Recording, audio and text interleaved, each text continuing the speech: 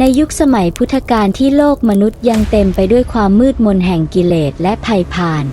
ได้มีพระเถระรูปหนึ่งซึ่งโชติช่วงประหนึ่งเปลวเพลิงแห่งปัญญาท่านผู้นี้คือพระมหาโมคคัลลานะอัครสาวกเบื้องซ้ายของพระสัมมาสัมพุทธเจ้าผู้ได้รับการยกย่องว่าเป็นผู้มีฤทธิ์มากในบรรดาสาวกทั้งปวง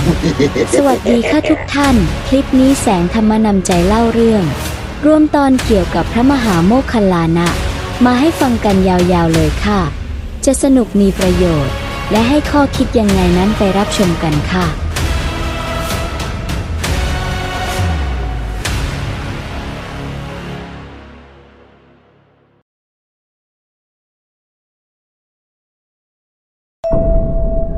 มหาความกตัญญูนี้ปณิธานอันแรงกล้าของพระโมคคัลลานะอรหันต์ผู้ซึ่งมีฤทธิ์มากที่ต้องการเสด็จโปรดมารดาพระมหาโมคคัลลานะจะดับไฟนรกบำเพ็ญกุศลเพื่อให้มารดาพ้นทุกข์จากความเป็นเปรตได้หรือไม่เรื่องนี้อยู่ในอุลลัมภนสูตรเป็นพุทธมหายานค่ะ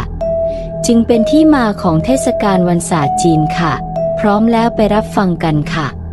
ในสมัยหนึ่งเมื่อพระผู้มีพระภาคเจ้าประทับอยู่ณเชตวันมหาวิหารเมืองสาวัตถีพระโมคคัลลานะเถระผู้บรรลุธรรมบารมี6มีปณิธานอันแรงกล้าปรารถนาจักทดแทนพระคุณบุพการีชนดังนี้แล้วจึงได้เพ่งมองโลกด้วยอภิญญาญาณและแจ้งว่าบัดนี้ผู้เป็นมารดาแห่งตนได้ไปถืออุบัติอยู่ณท่ามกลางดวงวิญญาณหิวโหยไม่มีทั้งน้ำและอาหารปรากฏเพียงหนังหุ้มกระดูกได้รับทุกขเวทนายิ่งนักพระโมคคัลลานะจึงนำพลาหารบรรจุเต็มบาตรเพื่อนำไปโปรดดวงวิญญาณของมารดาโดยว่าคาถามหามงคลอันเป็นคาถาดับไฟในนรกของพระโมคคัลลานะเทโรโมคคัลลาโนนรกัตตังโลหกุมพีทิสาวะอคิปัตติกัมปติทันทีที่ไฟนรกจางพระโมคคัลลานะได้ยื่นบาตรให้แก่มารดานางรับบาตรไปก็ลูบคลำด้วยมืออันอ่อนแรงมือขวากอบคำข้าวเพื่อหวังจะบริโภคแต่ในบัดดลยังมิทันที่อาหารจะล่วงเข้าสู่ปากของนางก็กลับกลายเป็นถ่านเพลิงเผาไม่ทุกคราไปยังความสลดสังเวชแก่พระโมคคัลลานะเป็นที่ยิ่งด้วยเหตุนี้แล้วพระโมคคัลลานะจึงกลับไปสู่ณพระผู้มีพระภาคเจ้าแล้วกราบทูลถึงการทั้งปวงให้พระพุทธองค์ทรงทราบสมเด็จพระศาสดาได้มีพุทธดำรัสว่าดูก่อนโมคคัลลานะโดยเหตุที่มารดาของท่านสั่งสมซึ่งอกุศลกรรมเป็นเนืองนิดอาศัยกำลังบุญกุศลแห่งตนพระโมคคัลลานะแต่เพียงลำพังมิอาจบรรเทาอกุศลกรรมนั้นได้ถึงแม้ว่าอำนาจแห่งความกตัญญูต่อบุพการีชนของท่านจะสะเทือนถึงสวรรค์โลกมนุษย์ปีศาจมารร้ายหรือแม้แต่พรหมโลกและจตุโลกบาลก็ตามยังมีแต่พลานุภาพแห่งที่ประชุมพระอริยสงสาวกผู้มาจากทิศทั้ง10จึงสามารถปลดเปลื้องทุกข์แห่งมารดาท่านได้บัดนี้พระตถาคตจักแสดงธรรมอันเป็นเครื่องปลดเปลื้องความขัดข้องความทุกข์และอกุศลมูลทั้งหลายลำดับนั้นพระผู้มีพระภาคทรงมีดำรัสต่อพระมหาโมคคัลลานะว่าในวันเพ็ญกลางเดือน7อันเป็นวาระแห่งวันปวารณาของพระสงฆ์ทั่วทั้งทศทิศเพื่ออานิสงส์อันพึงจักสำเร็จแก่บุพการีชนทั่วถึง7ชั่วอายุโมคคัลลานะ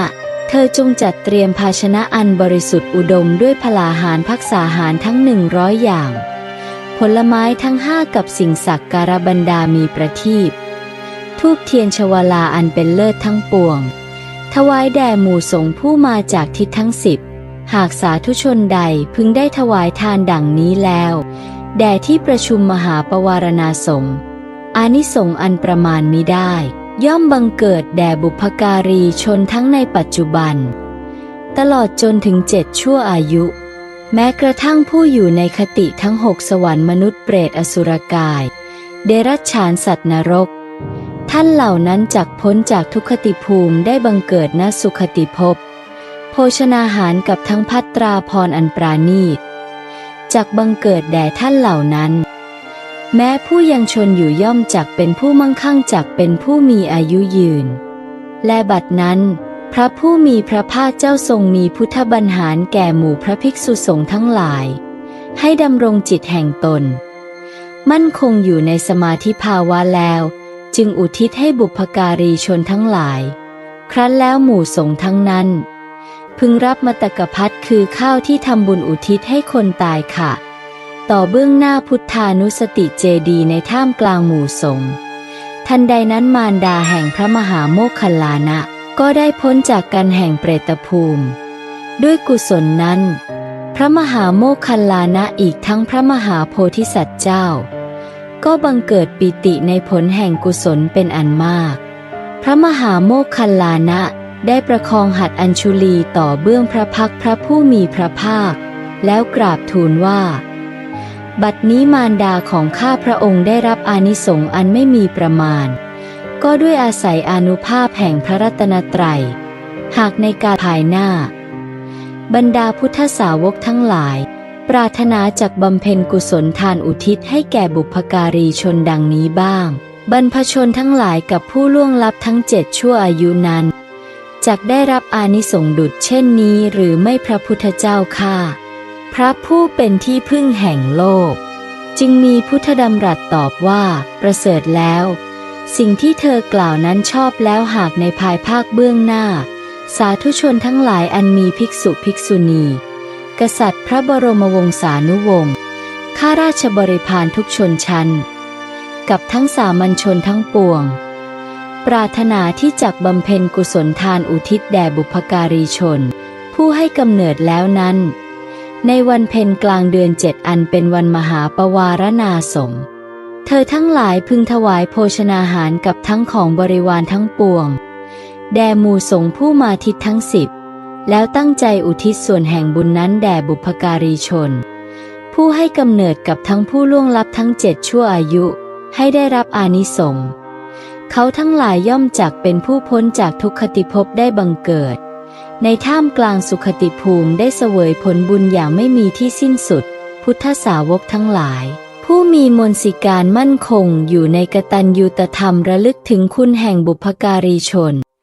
มีคุณบิดามารดาเป็นต้นในวันขึ้น15ค่ำของเดือน7ทุกปีพึงประกอบกุศลกรรมถวายอุลัมพนะมตกพัดแด่พระผู้มีพระภาคเจ้าพร้อมด้วยพระสงฆ์ทั้ง10ทิศเพื่อแสดงซึ่งกตัญญูตาในผู้ให้กำเนิดและผู้มีพระคุณที่ได้บำรุงเลี้ยงดูมาเมื่อได้สดับฟังพระธรรมของพระผู้มีพระภาคเจ้านั้นแล้ว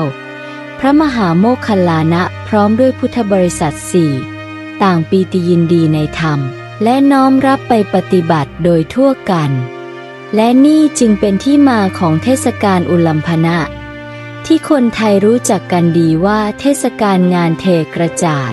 หรือเทศกาลงานทิ้งกระจาดค่ะเรียกได้ว่าเป็นเทศกาลที่แฝงไว้ด้วยการทำทานและระลึกถึงคุณของบรรพบุรุษที่ล่วงลับ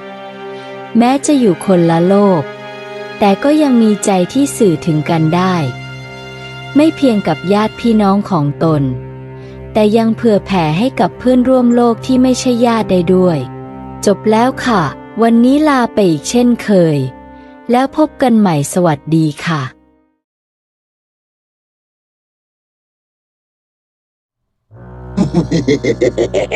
มารใจบาปผู้ประทุษร้ายภิกษุผู้เป็นพระสาวกของพระพุทธเจ้าที่ครั้งหนึ่งในอดีตชาติพระโมคคัลลานะเคยเป็นพญามารมาก่อนและเพราะอะไรมารใจบาปต้องทำเช่นนี้กับพระโมคคัลลานะในชาตินี้ด้วยวันนี้แสงธรรมนำใจจะเล่าให้ฟังค่ะสมัยหนึ่งพระผู้มีพระภาคประทับอยู่ณมิคทายวันในเพสกลาวันเขตเมืองสุงสุมาราคีระในภัคคชนบทสมัยนั้นท่านพระมหาโมคคัลลานะเดินจงกรมอยู่ถูกมารใจบาปเข้าทรมานในท้องในไส้ได้มีความคิดอย่างนี้ว่าท้องเราเป็นเหมือนว่ามีก้อนหินหนักๆและเป็นเช่นกระสอบที่บรรจุถั่วเหลืองเต็มเพราะเหตุใด จึงลงจากที่จงกรมแล้วเข้าไปสู่วิหารนั่งบนอาสนะที่ปูลาดไว้ได้มนสิการเฉพาะตนท่านพระมหาโมคคัลลานะได้เห็นมารใจบาปเข้าทรมานในท้องในไส้แล้วจึงได้กล่าวกับมารใจบาปว่ามารท่านจงออกมาท่านจงออกมาท่านอย่าเบียดเบียนพระตถาคตและสาวกของพระตถาคตเลยการเบียดเบียนนั้นอย่าได้มีเพื่อสิ่งที่ไม่เป็นประโยชน์เพื่อความทุกข์แก่ท่านตลอดกาลนานลำดับนั้นมารใจบาปจึงดำริว่าแม้สมณะที่เป็นศาสดายังไม่รู้จักเราได้เร็วไวฉะนั้นสมณะที่เป็นสาวกจักรู้จักเราได้ในขณะนั้นมารใจบาปจึงออกจากปากของท่านพระมหาโมคคัลลานะแล้วยืนอยู่ข้างบานประตูท่านพระมหาโมคคัลลานะได้เห็นมารใจบาปยืนอยู่ข้างบานประตูแล้วจึงถามว่ามารเราเห็นท่านแม้ที่ข้างบานประตูนั้นท่านอย่าเข้าใจว่าสมณะนี้ไม่เห็นเราท่านนั้นยืนอยู่แล้วที่ข้างบานประตูและได้เล่าเรื่องให้มารฟังว่าครั้งก่อนพระมหาโมคคัลลานะเป็นมารชื่อทูสีและมารที่อยู่ในท้องตนนั้นเป็นหลานชายของท่านโดยเป็นบุตรของน้องสาวท่านที่ชื่อกาลีครั้งนั้นพระผู้มีพระภาคพระนามว่ากกุสันทะทรงมีคู่พระมหาสาวกชื่อวิทุระและสัญชีวะโดยท่านพระวิทุระเป็นเลิศในทางธรรมเทศนาส่วนท่านพระสัญชีวะสามารถเข้าสัญญาเวทยิตนิโรธได้โดยง่ายครั้งหนึ่งท่านพระสัญชีวะอยู่ในป่าก็ดีอยู่ที่โคนไม้ก็ดีอยู่ในเรือนว่างเปล่าก็ดีย่อมเข้าสัญญาเวทยิตนิโรธสมาบัติด้วยความลำบากเล็กน้อยเรื่องเคยมีมาแล้วท่านพระสัญชีวะนั่งเข้าสัญญาเวทยิตนิโรธอยู่ที่โคนไม้แห่งหนึ่งพวกคนเลี้ยงโคพวกคนเลี้ยงปศุสัตว์พวกคนไถนาและพวกคนเดินทางได้เห็นท่านพระสัญชีวะนั่งเข้าสัญญาเวทยิตนิโรธอยู่ที่โคนไม้แห่งหนึ่งแล้วได้ปรึกษากันว่าท่านผู้เจริญน่าอัศจรรย์จริงไม่เคยปรากฏพระสมณะนี้นั่งมรณภาพแล้วเอาละพวกเราช่วยกันเผาท่านเถิดครั้งนั้นคนเหล่านั้นจึงหาหญ้าไม้และมูลวัวมากองสุมกายท่านพระสัญชีวะจุดไฟเผาแล้วจากไปเมื่อราตรีนั้นผ่านพ้นไปท่านพระสัญชีวะออกจากสมาบัตินั้นแล้วก็สลัดจีวรเวลาเช้าครองอันตรวาสกแล้วถือบาตรและจีวรเข้าไปบิณฑบาตยังหมู่บ้านพวกคนเลี้ยงโคพวกคนเลี้ยงปศุสัตว์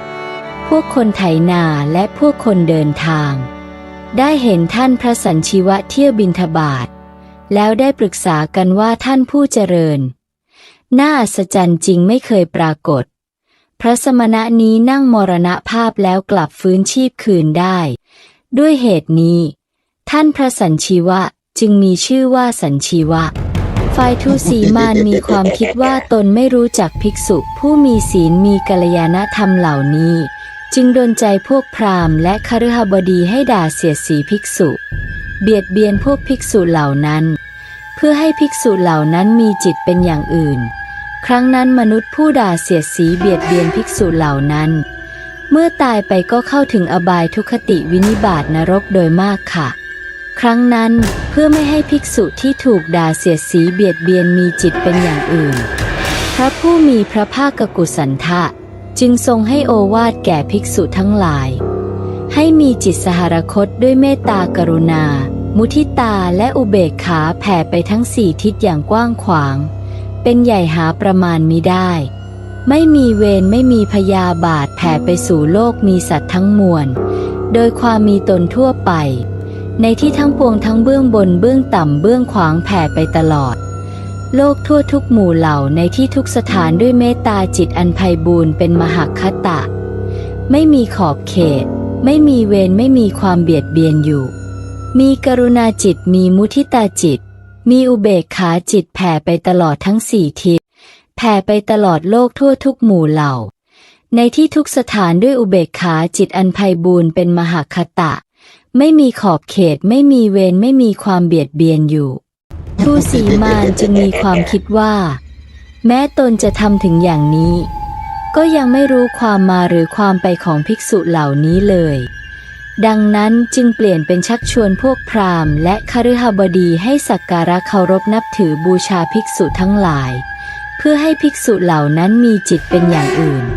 ครั้งนั้นมนุษย์ผู้เคารพสักการะบูชาภิกษุเหล่านั้นเมื่อตายไปก็เข้าถึงสุคติโลกสวรรค์โดยมากค่ะ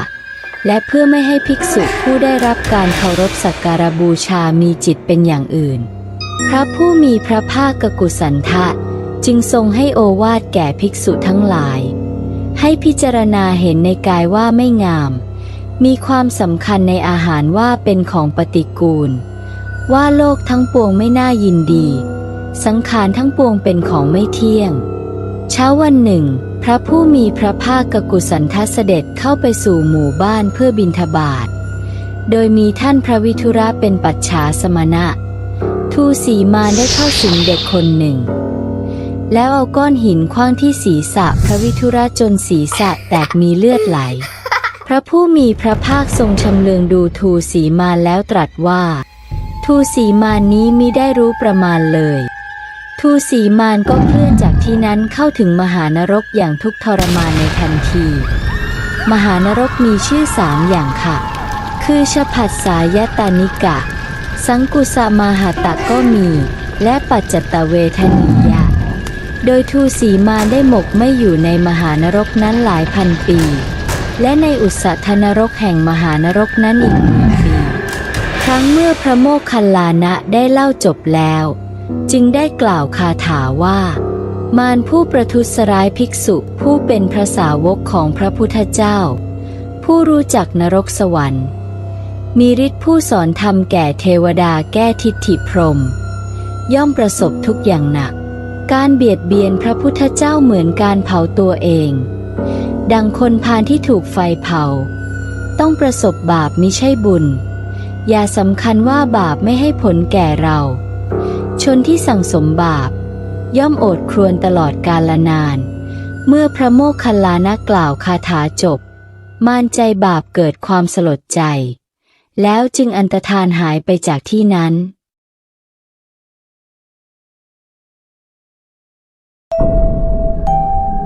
พระมหาโมคคัลลานะเถระภิกษุสาวกผู้เลิศด้านมีฤทธิ์มากทำไมถึงขึ้นไปใช้ฤทธิ์เขย่าเวชยันต์ปราสาทของท้าวสักกะที่ตั้งอยู่ในภพดาวดึงส์วันนี้แสงธรรมนำใจจะเล่าให้ฟังค่ะสมัยหนึ่งท้าวสักกะเสด็จเข้าไปเฝ้าพระพุทธเจ้าที่บุพารามวิหารใกล้กรุงสาวัตถีแล้วทูลถามว่าข้าแต่พระองค์ผู้เจริญกล่าวโดยย่อแล้วด้วยข้อปฏิบัติเพียงเท่าไหร่ภิกษุจึงชื่อว่าน้อมไปแล้วในธรรมที่สิ้นตัณหามีความสำเร็จล่วงส่วนมีความปลอดโปร่งจากกิเลสเป็นเครื่องประกอบล่วงส่วน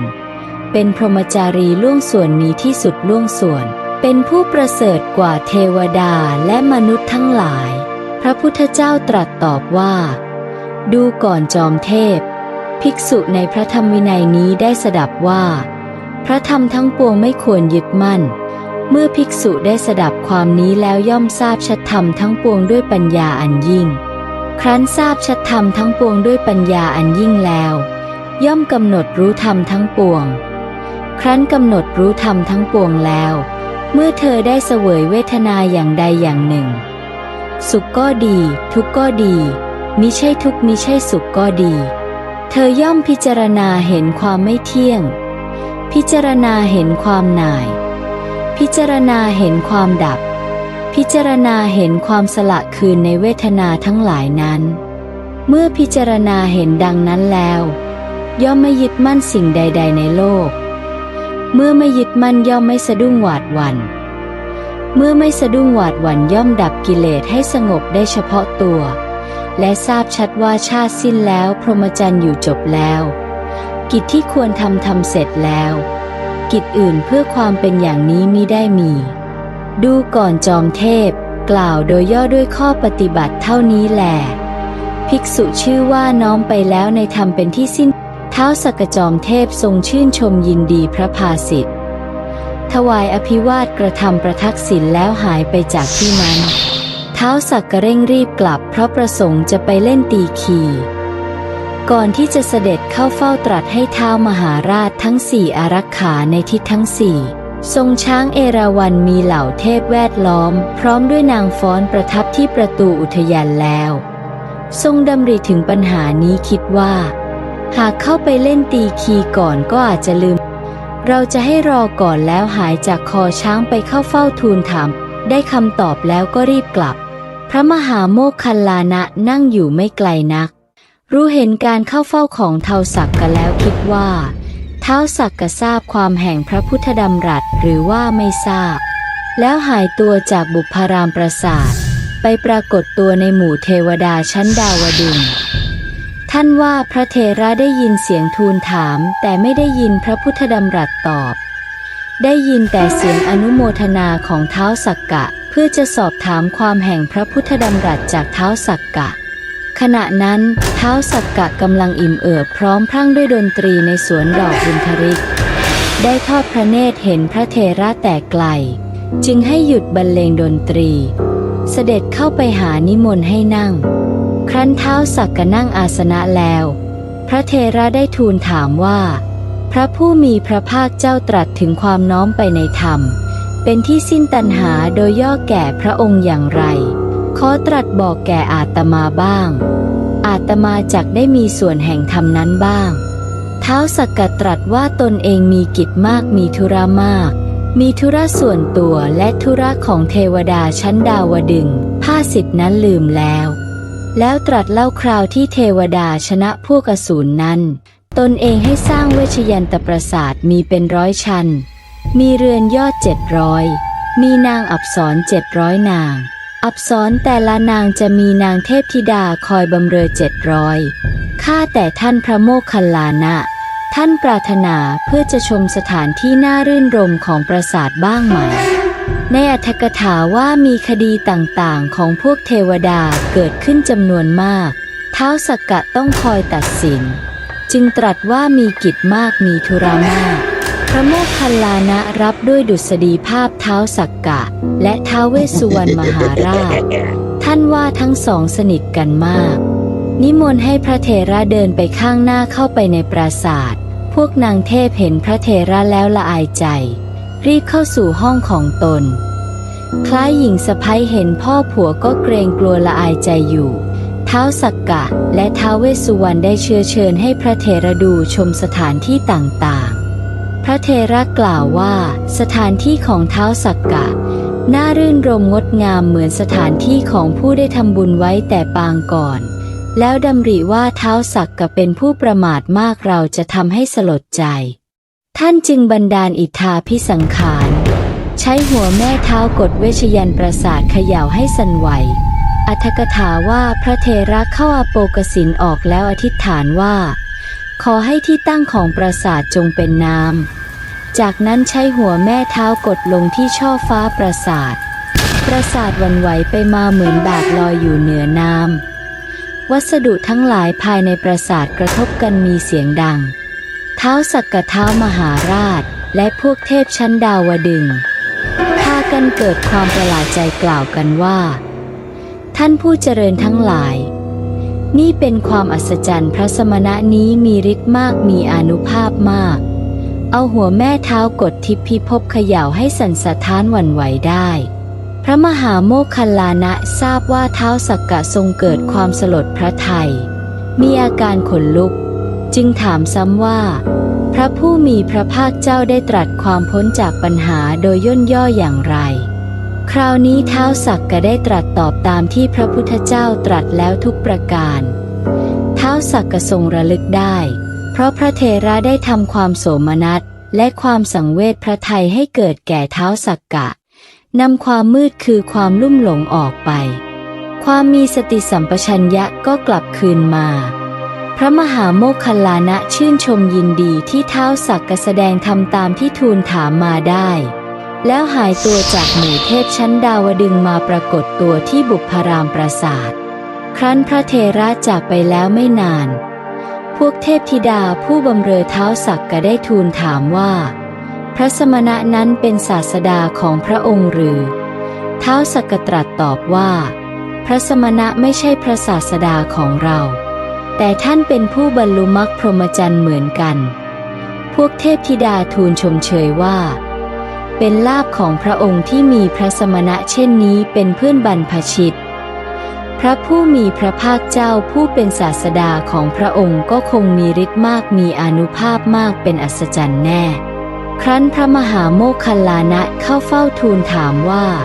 พระผู้มีพระภาคเจ้าทรงแสดงความน้อมไปในธรรมเป็นที่สิ้นตัณหาโดยย่อแก่เทพผู้มีศักย์ใหญ่บ้างหรือไม่พระพุทธเจ้าตรัสเล่าว่าท้าวสักกะได้เข้ามาทูลถามปัญหาดังกล่าวและพระองค์ก็ทรงตอบปัญหาข้อนั้นไปแล้วตรัสแสดงเหมือนที่ท้าวสักกะตอบพระโมคคัลลานะนั่นแลจบแล้วค่ะหวังว่าจะสนุกและมีประโยชน์ผิดพลาดประการใดขออภัยณที่นี้ด้วยค่ะ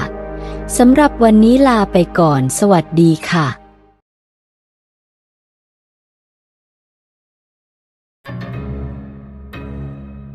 สวัสดีค่ะทุกท่านเรื่องที่แสงธรรมนำใจเล่าเรื่องจะกล่าวต่อไปนี้เป็นเรื่องเกี่ยวกับพระโมคคัลลานะได้รับพุทธบัญชาจากพระพุทธเจ้าให้ต้องเผชิญหน้ากับปุโรหิตที่มีทิฏฐิมานะสูงให้เข้าถึงสรณะที่แท้จริงให้ได้อุปสรรคที่พระโมคคัลลานะต้องเผชิญจะผ่านพ้นไปได้หรือไม่โดยเฉพาะพญานาคอหิชัตตะผู้ห่วงที่อยู่เรื่องนี้จะสนุกและได้ข้อคิดหลักธรรมมากน้อยเพียงใดไปรับฟังกันค่ะกับอรรถกถาคุทกนิกายคาถาธรรมบทพุทธวรรคที่14เรื่องปุโรหิตชื่ออคิทัตเมื่อพระเจ้ามหาโกศลสวรรคตพระเจ้าประสิทธิโกศลซึ่งเป็นพระราชโอรสได้ขึ้นครองราชสมบัติแทนพระองค์ทรงให้ความเคารพอคิทัตซึ่งเป็นปุโรหิตของพระบิดาโดยทำการเสด็จลุกรับพระราชทานอาสนะเสมอกันแม้เช่นนั้นอคิทัตก็คิดว่าพระราชายังเยาว์วัยซึ่งความเป็นพระราชากับผู้ที่มีวัยเสมอกันเป็นเหตุให้เกิดสุขส่วนตนเป็นคนแก่ควรออกบวชอคิทัตเป็นผู้ที่มีปัญญาเป็นพหูสูตรท่านเป็นที่ปรึกษาของพระเจ้าแผ่นดินถึง2 พระองค์ทีเดียวค่ะคือพระเจ้ามหาโกศลกับพระเจ้าประสิทธิโกศลต่อมาภายหลังเมื่อชราภาพลงก็อยากจะแสวงหาในที่สงัดได้กราบบังคมทูลลาพระเจ้าประสิทธิโกศลออกบำเพ็ญสมณธรรมและบวชเป็นฤาษีอยู่ที่ริมฝั่งแม่น้ำพระเจ้าประสิทธิโกศลท่านก็ทรงอนุญาตมีผู้ที่เลื่อมใสปุโรหิตอคิทัตจำนวนถึง10,000 คนทีเดียวที่ออกตามไปบวชเป็นฤาษีเพราะมีความเชื่อมั่นในความเป็นพหูสูตรของปุโรหิตอคิทัตว่าจะสามารถแนะนำสั่งสอนให้รู้จักที่พึ่งภายในได้และที่พึ่งที่แท้จริงได้จึงตามกันไปเป็นจำนวนถึง10,000 ทีเดียวและในที่สุดก็ได้บวชเป็นฤาษีอยู่ริมฝั่งแม่น้ำต่างก็ตั้งกติกากันเอาไว้ว่าถ้าเมื่อไหร่เกิดกามวิตกคือเมื่อไหร่บวชเป็นฤาษีแล้วเกิดไปนึกถึงเรื่องทรัพย์ก็ดีสตรีก็ดีหรือสตรีกับสตังค์ก็ดีเมื่อนั้นก็ให้ไปขนทรายที่ริมฝั่งน้ำของใครของมันถ้ามีความรู้สึกว่าเป็นนักบวชแล้วยังนึกถึง2 เรื่องนี้ก็ให้ไปขนเอาทรายมากองเอาไว้นี่ก็เป็นความดีอยู่อย่างหนึ่งที่ท่านอคิทัตตอนที่เป็นฤาษีแล้วนั้นได้สั่งสอนแก่บริษัทบริวารฤาษี10,000เลยเกิดความรู้สึกอย่างนี้แล้วก็ให้ไปขนมาแล้วก็ไม่ว่ากันไม่อายกันแต่ปรากฏว่าทรายที่ริมฝั่งน้ำถูกขนขึ้นมากองเป็นภูเขาเหล่ากาทีเดียวกองโตสวยงามทีเดียวจนกระทั่งมีพญานาคอหิชัตตะซึ่งเป็นสัตว์ที่มีกายละเอียดแต่สามารถที่จะแปลงเป็นกายหยาบได้เกิดความยินดีเลื่อมใสในทรายกองที่โตสวยงามทีเดียวโดยก็ไม่คิดว่าทรายกองโตนี้เกิดขึ้นมาจากกามวิตกของฤาษีทั้งหลายเห็นว่ามันสวยงามก็เลยไปนอนรักษาอยู่บนยอดกองทรายอยู่ตรงนั้นเพราะว่ากองมันโตดีมันสวยดีต่อมาพระผู้มีพระภาคเจ้าท่านสอดญาณของท่านในยามรุ่งอรุณท่านมองเห็นอุปนิสัยของดาบทอคิทัตและบริวารที่จะได้บรรลุมรรคผลนิพพานเพราะบุญบารมีเต็มเปี่ยมแต่ในขณะนี้อินทรีย์กำลังบ่มอยู่อ อคิทัตดาบทได้สั่งสอนแก่ตัวเองและบริวารไปในทางที่ยังไม่ถูกต้องว่าเมื่อไหร่เกิดความสะดุ้งหวาดเสียวกลัวเกิดความทุกข์ทรมานให้พึ่งสิ่งศักดิ์สิทธิ์คืออะไรดูที่มันศักดิ์สิทธิ์ก็ให้พึ่งสิ่งนั้นเช่นพึ่งภูเขาลูกโตๆลูกใหญ่ๆพึ่งป่าที่ดูแล้วมันวังเวงพึ่งต้นไม้ใหญ่ๆที่เข้าใจว่าจะมีสิ่งศักดิ์สิทธิ์หรือสิ่งที่จะบันดาลความสำเร็จให้บังเกิดขึ้นได้อาศัยอยู่พึ่งอารามศักดิ์สิทธิ์พึ่งเทวสถานอารามต่างๆได้สั่งสอนอย่างนี้แก่ตัวเองและแก่ดาบทบริวารสั่งสอนผิดอย่างนี้และก็ยึดถืออย่างนี้เรื่อยมาพระผู้มีพระภาคเจ้าสอดพระญาณเห็นว่าถึงเวลาที่จะเข้าถึงสรณะที่แท้จริงและก็มีอุปนิสัยจะได้บรรลุมรรคผลนิพพานในยามเช้าท่านก็ตรัสเรียกพระโมคคัลลานะมาโมคคัลลานะเธอไปโปรดอคิทัตดาบทกับบริวารให้เป็นสัมมาทิฏฐิให้รู้จักที่พึ่งที่แท้จริงเถิดพระโมคคัลลานะกราบทูลพระผู้มีพระภาคเจ้าว่าอคิทัตดาบทมีบริวารมากมีกำลังมากเหลือเกินตามลำพังถ้าข้าพระองค์จะไปโปรดก็คงจะไม่ฟังเพราะว่าเขารวมกันมากมายเป็นหมู่เดี๋ยวก็จะแย้งกันก็จะไม่ฟังกันแต่ถ้าหากว่าพระผู้มีพระภาคเจ้าจะเสด็จไปด้วยก็คงจะโปรดได้ทั้งหมดพระผู้มีพระภาคเจ้าจึงตรัสว่าให้พระโมคคัลลานะไปก่อนแล้วเดี๋ยวเราจะตามไปภายหลังในที่สุดพระโมคคัลลานะท่านก็ไปยืนอยู่หน้าบรรณศาลาของอคิทัตดาบทและท่านก็เรียกอคิทัตดาบทด้วยชื่อว่าอคิทัตเราจะขออาศัยอยู่ที่นี่ขอให้ท่านชี้สถานที่ที่เราจะอาศัยด้วยอคิทัตดาบทเป็นผู้ชราแล้วมากด้วยมานะทิฏฐิมีความคิดว่าเราเป็นถึงอดีตเป็นปุโรหิตของพระเจ้าแผ่นดินถึง2 พระองค์ใครๆก็ฟังเราทั้งนั้น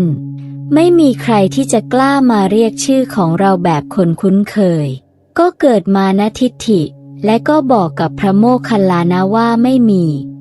ที่ตรงนี้น่าไม่มีสำหรับท่านที่จะให้อาศัยอยู่พระโมคคัลลานะท่านก็บอกกับอคิทัตดาบทว่าปกติมนุษย์ก็เข้าอยู่ในฝูงมนุษย์โคก็เข้าอยู่ในฝูงโคนักบวชก็ต้องอยู่ในหมู่ของนักบวชเพราะฉะนั้นให้ท่านชี้ว่าที่เราควรจะอยู่น่าอยู่ที่ไหนอคิทัตดาบทก็ไม่ยอมบอกว่าอยู่ที่ตรงไหนบอกว่าไม่มีอย่างเดียวแต่พระโมคคัลลานะก็ยังยืนยันว่าจะขออาศัยอยู่ที่ตรงนี้ในที่สุดก็เลยชี้ไปส่งเดชบอกมีอยู่ที่นั่นคือที่กองทรายที่ตรงนั้นน่ะมีอยู่ที่เดียวในบรรณศาลานี้อยู่กันไม่ได้หรอกเขาอยู่กันหลังละองค์เท่านั้นมีที่ว่างอยู่ที่หนึ่งถ้าท่านอยากอยู่ก็ตามใจท่านเป็นกองทรายรื่นรมทีเดียวอยู่ชายน้ำพระโมคคัลลานะท่านก็ไปที่กองทรายทันใดนั้นท่านก็พบพญานาคอหิชัตตะซึ่งหวงแหนที่อยู่และโกรธมากที่อยู่ๆก็มีนักบวชจะมาแย่งที่พักอาศัยพอโกรธก็ด้วยอานุภาพแห่งพญานาคบันดาลให้เกิดเปลวเพลิงบังวนควันเป็นเปลวเพลิงที่มีฤทธิ์ร้อนแรงพระโมคคัลลานะท่านก็เข้าเตโชสมาบัติเข้าไปกสิณเตโชสมาบัติไปในไฟที่ร้อนแรงกว่านั้นและในที่สุดพญานาคก็แพ้ยอมแพ้ก็ขอตัวให้แผ่พังพานบังแดดบังฝนให้พระโมคคัลลานะท่านนั่งอยู่บนกองทรายส่วนอคิทัตดาบทก็สั่งให้บริวารฤาษีตามไปดูว่าป่านนี้นี่นักบวชท่านนั้นคงละลายไปแล้วด้วยอานุภาพแห่งพญานาคในที่สุดก็ชวนกันไปดูปรากฏว่าเห็นพระโมคคัลลานะนั่งอยู่บนกองทรายโดยมีพญานาคขดเป็นวงกลมแผ่พังพานคอยปกป้องความร้อนความเย็นอยู่ก็เกิดความเลื่อมใสและในขณะนั้นพระผู้มีพระภาคเจ้าท่านก็เสด็จมาในตอนนั้นตอนที่ทิฏฐิมานะของดาบททั้งหลายลดลงเมื่อท่านประทับในที่อันควรพระโมคคัลลานะก็เข้ามากราบพระผู้มีพระภาคเจ้าดาบททั้งหลายเห็นดังนั้นเขาก็เลยเข้ามากราบเพราะเห็นว่าพระผู้มีพระภาคเจ้าจะต้องมีอานุภาพกว่าพระโมคคัลลานะและในที่สุดเมื่อทิฏฐิมานะลดลง พระผู้มีพระภาคเจ้าท่านก็ทรงแสดงทำให้อคิทัตดาบทและบริวารได้ทราบถึงสรณะที่แท้จริงว่าสรณะที่แท้จริงนั้นมีอยู่ภายในเท่านั้นคือพุทธรัตนะธรรมรัตนะสังฆรัตนะเป็นที่พึ่งอันเกษมเป็นที่พึ่งที่แท้จริงที่จะช่วยให้พ้นจากความทุกข์ทั้งหลายได้ส่วนภูเขาก็ดีป่าก็ดีต้นไม้ใหญ่ก็ดีอารามศักดิ์สิทธิ์ก็ดีสิ่งนั้นไม่ใช่เป็นที่พึ่งอันเกษมนี่ก็เป็นเครื่องยืนยันว่าพระรัตนตรัยภายในเท่านั้นจึงจะเป็นที่พึ่งที่ระลึกได้อย่างแท้จริงพระรัตนตรัยสามอย่างที่ทรงแสดงให้กับอคิทัตดาบทซึ่งต่อมาได้บรรลุมรรคผลนิพพานกันทั้งหมดพระพุทธเจ้าท่านประทานเอหิภิกขุอุปสัมปทาให้เป็นนักบวชบรรลุพระอรหันต์ท่านทรงแสดงเกี่ยวกับรัตนะทั้งสามว่าอยู่ภายในตัวในกึ่งกลางกายของทุกๆคนเป็นที่พึ่งภายในแต่กว่าจะเข้าถึงตรงนั้นได้ต้องทำใจให้หยุดให้นิ่งอยู่ภายในหยุดอยู่ในกลางนั้นไปเรื่อยๆหยุดอยู่ในกลางกายพอถูกส่วนเข้าก็เข้าถึงดวงธรรมเบื้องต้นเรียกว่าดวงธรรมานุปัสสนาสติปัฏฐานบังเกิดขึ้นที่กลางกายอย่างเล็กก็ขนาดดวงดาวในอากาศอย่างกลางก็ขนาดพระจันทร์ในคืนวันเพ็ญอย่างใหญ่ก็ขนาดพระอาทิตย์ตอนเที่ยงวันเป็นดวงสว่างทีเดียวอยู่ในกลางกายนั่นคือเบื้องต้นที่จะเข้าถึงรัตนะทั้งสามที่เป็นที่พึ่งที่ระลึกภายในท่านให้เอาใจหยุดอยู่ที่ตรงนั้นต่อไปอีกในขณะนั้นหมู่ฤาษีได้เป็นผู้ทรงไว้ซึ่งบริขาร8ดุจพระเถระเป็นร้อยพรรษานั้นประชาชนเห็นฤาษีทั้งหมดบวชเกิดความสงสัยว่าอคิทัตเป็นใหญ่กว่าพระสมณโคดมเพราะพระสมณโคดมเป็นผู้มาหาอคิทัตจึงแก้ความสงสัยของบริษัทโดยถวายบังคมพระศาสดาถึง7 ครั้งแล้วประกาศว่าตนเป็นสาวกของพระผู้มีพระภาคเจ้า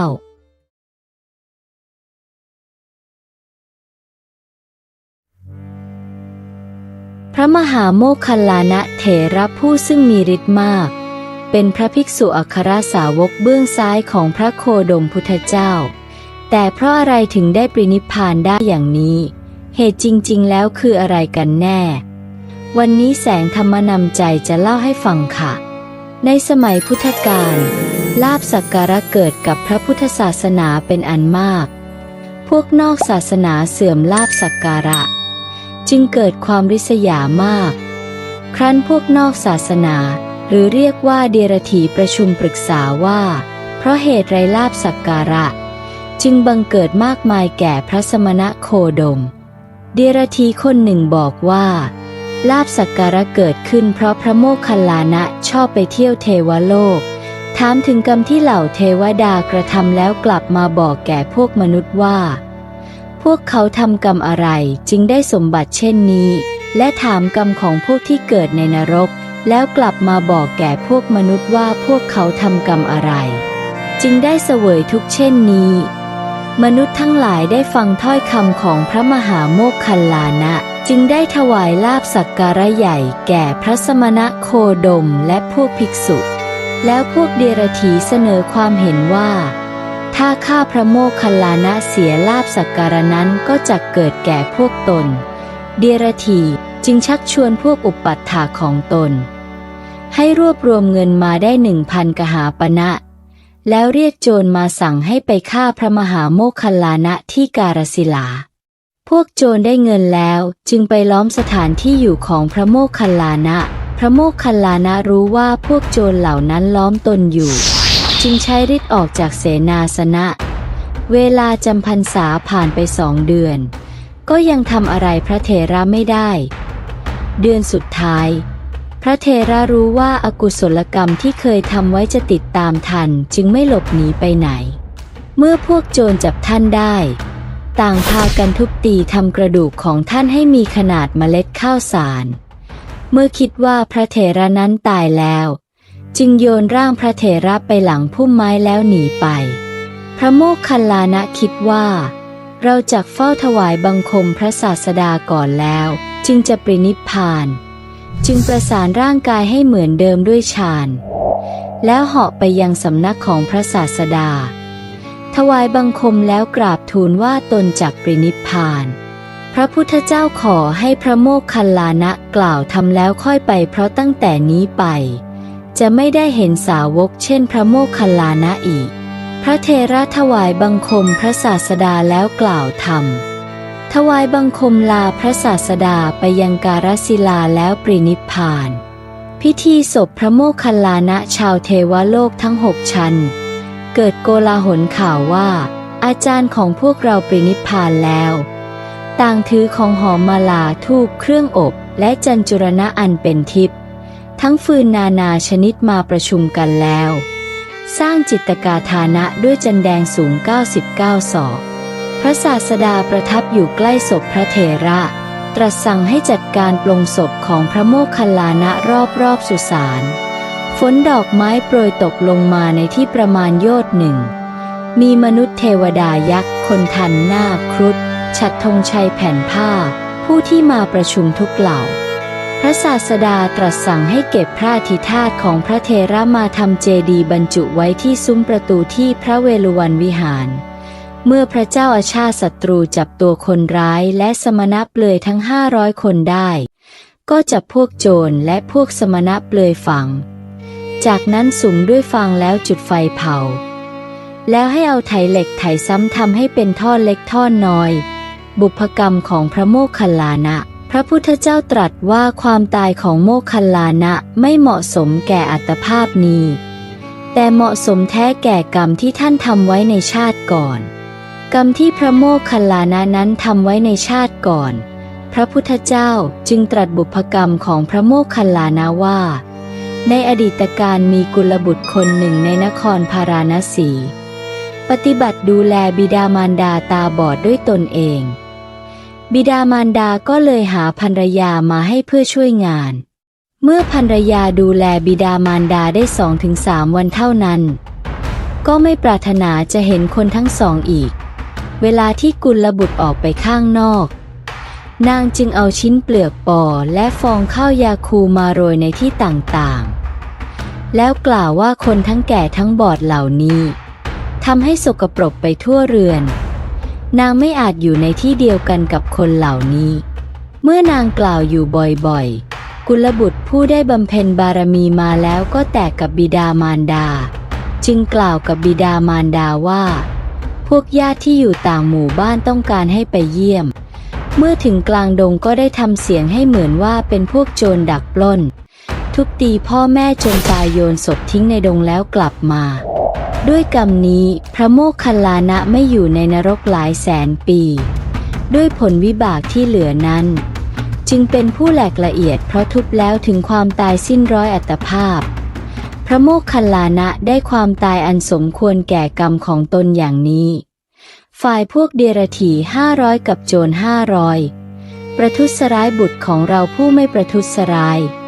ก็ได้ความตายอันสมควรเหมือนกันเพราะผู้ประทุษร้ายในคนผู้ไม่ประทุษร้ายย่อมถึงความพินาศเพราะเหตุ10 ประการบุคคลใดประทุษร้ายคนผู้ไม่ประทุษร้ายผู้ไม่มีอาชญาด้วยอาชญาย่อมเข้าถึงฐานะ10 อย่างใดอย่างหนึ่งคือย่อมถึงเวทนาอันหยาบหนึ่งความเสื่อมหนึ่งความแตกทำลายแห่งสรีระหนึ่งอาพาธหนักหนึ่งความฟุ้งซ่านแห่งจิตหนึ่งความขัดข้องแต่พระราชาหนึ่งการกล่าวตู่อย่างร้ายแรงหนึ่งความสิ้นญาติหนึ่งความผุพังแห่งโภคทรัพย์หนึ่งไฟย่อมไม่เรือนของเขาหนึ่งและเหตุการณ์นี้ก็แสดงให้เห็นถึงกำลังของกิเลสแม้จะอบรมปัญญามามากแล้วแต่เมื่อใดยังเป็นปุถุชนก็สามารถทำกรรมหนักได้ไม่ควรประมาทในกำลังของกิเลสเลยซึ่งจะขออธิบายประเด็นอีกประเด็นในเรื่องนี้เพราะอาจจะมีหลายท่านสงสัยอยู่ค่ะคือเหตุใดท่านพระมหาโมคคัลลานะมีฤทธิ์มากจึงไม่หนีโจรทำให้โจรทุกข์ได้อาจเป็นเพราะพระมหาโมคคัลลานะใช้ฤทธิ์หนีโจรหลายครั้งแล้วจนครั้งสุดท้ายท่านรู้ว่ากรรมจะให้ผลจึงไม่สามารถหนีได้ซึ่งในอรรถกถาก็อธิบายเพิ่มเติมค่ะว่า เพราะเหตุที่กรรมจะให้ผลไม่มีกำลังอะไรจะใหญ่เท่ากำลังคือกรรมแม้แต่ผู้ที่มีฤทธิ์มากสามารถทรมานนาคราชปราบนาคราชได้ฤทธิ์นั้นก็ถึงความทุรพลคือไม่สามารถมีฤทธิ์ได้ไม่สามารถเหาะหนีได้เพราะกรรมให้ผลค่ะท่านจึงถูกทุบตีค่ะกรรมนั้นไม่ได้โอกาสตลอดเวลามีประมาณเท่านี้ตั้งอยู่เหมือนกองเพลิงถูกเท่ากลบไว้เฉพาะหน้าและวิ่งเข้าสู่สรีระอันไม่มีที่สุดก็กรรมนี้ได้โอกาสในที่ใดย่อมให้ผลในที่นั้นเปรียบเหมือนสุนัขอันนายพรานพบเนื้อแล้วปล่อยให้ไล่ติดตามเนื้อทันกันในที่ใดก็กัดในที่นั้นฉะนั้นขึ้นชื่อว่าผู้ที่จะพ้นจากกรรมนั้นได้ไม่มีเลยพระเถระรู้ว่ากรรมที่ตนทำไว้หน่วงเหนี่ยวจึงมิได้หลบหลีกต่อไปเพราะผลของกรรมนั้นพระเถระจึงไม่สามารถจะเหาะไปในอากาศได้ฤทธิ์ของพระเถระแม้สามารถทรมานนันโทปะนันทนาคราชและสามารถยังเวชยันตปราศาสตร์ให้หวั่นไหวก็ถึงความทุรพลเพราะกำลังแห่งกรรมโจรจับพระเถระได้ทุบจนกระดูกของพระเถระมีขนาดเท่าเมล็ดข้าวสารแหลกละเอียดไปเหมือนบดฟางให้เป็นแป้งฉะนั้นแล้วโยนไปที่หลังพุ่มไม้แห่งหนึ่งด้วยสำคัญว่าตายแล้ว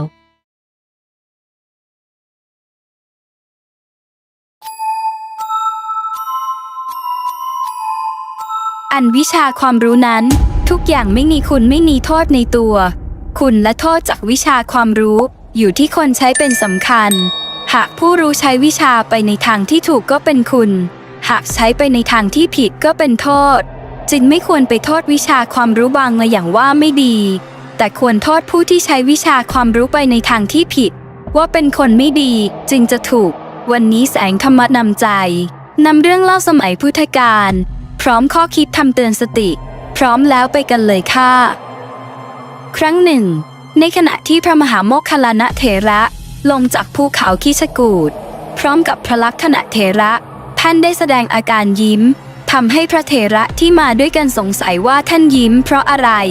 ต่อมาเมื่อพระมหาโมคคัลลานะเถระได้เข้าไปเฝ้าพระศาสดา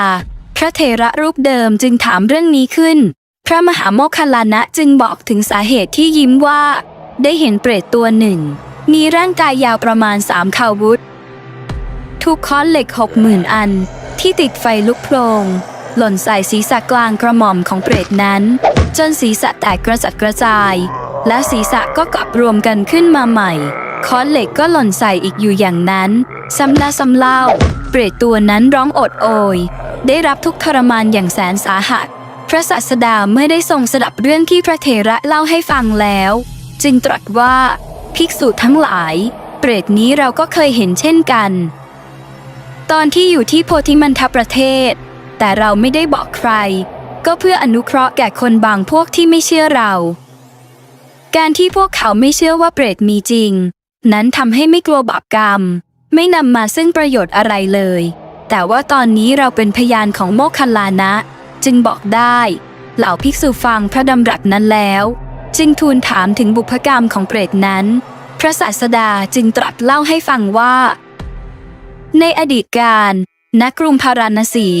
ได้มีบุรุษเปลี้ยคนหนึ่ง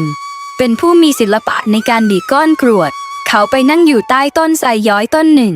ใกล้ประตูพระนครพวกเด็กๆชาวบ้านเข้ามาหาเขาและขอร้องให้เขาดีดก้อนกรวดไปเจาะใบไทรย้อยนั้น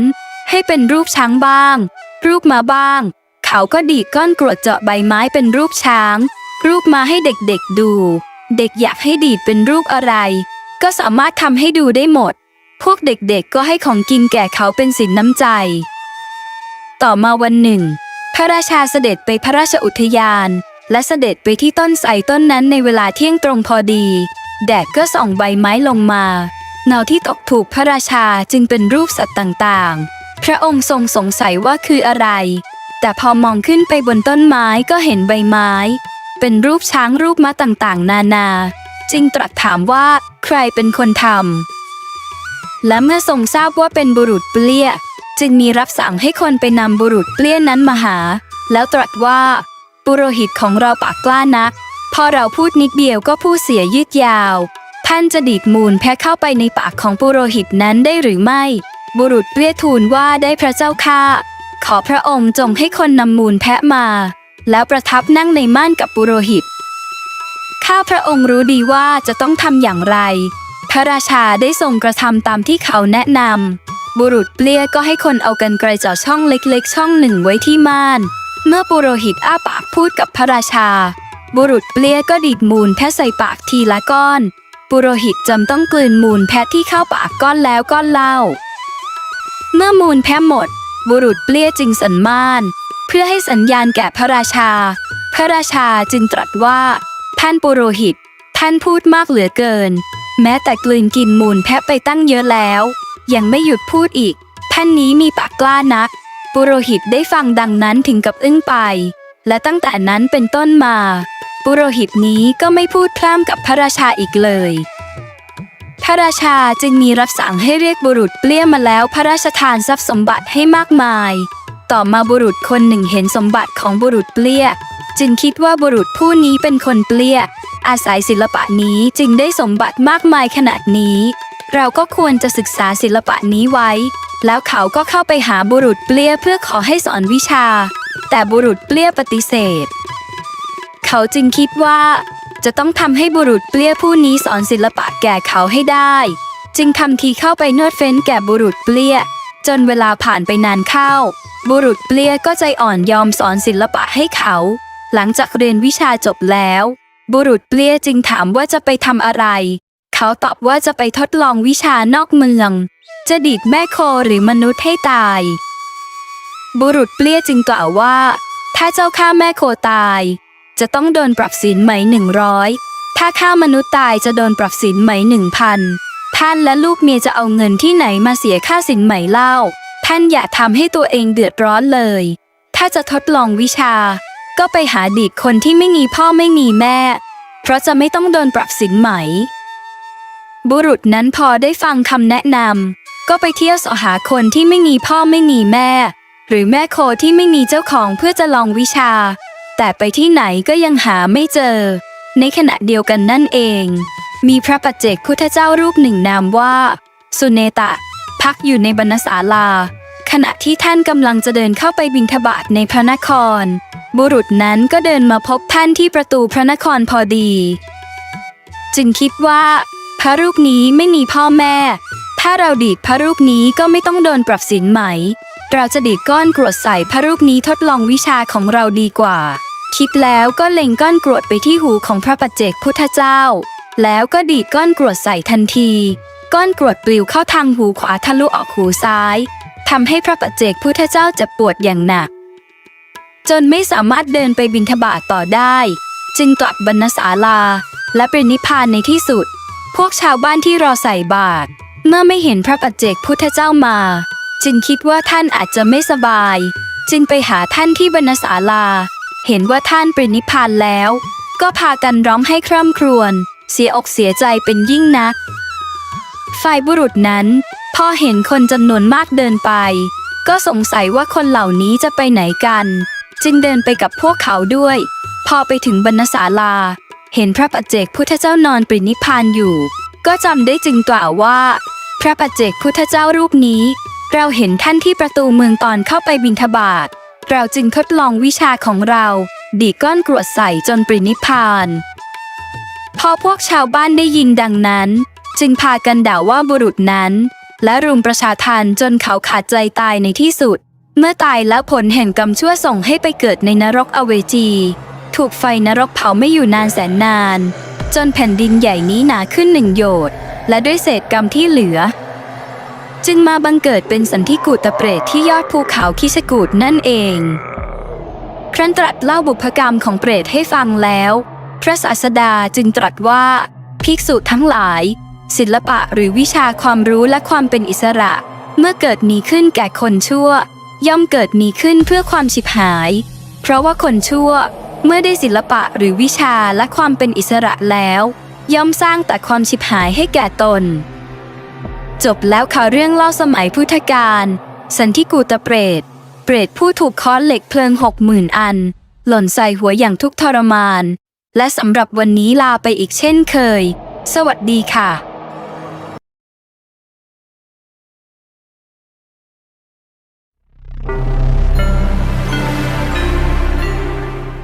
พบกันอีกแล้วนะคะ